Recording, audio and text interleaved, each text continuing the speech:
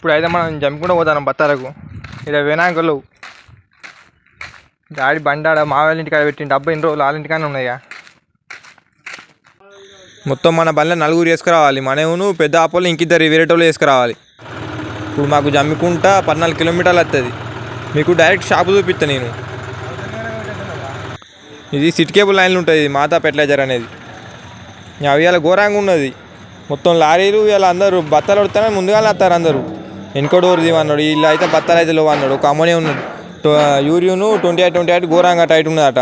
అవి లారీలు అత్తలో అంటాడు. అవి గురం పంపించింది అన్న దగ్గర లేకపోతే. ఇప్పుడు అక్కడ ఉండే కూడా తెలియదు. ఇక్కడనైతే యూరియా వేసిండు, లిమిట్ వేసిండు. అవి కూడా 3 వేసిండు. ఇప్పుడు ఇక్కడ ఉన్నాయి కానీ ఈడ లిమిటే.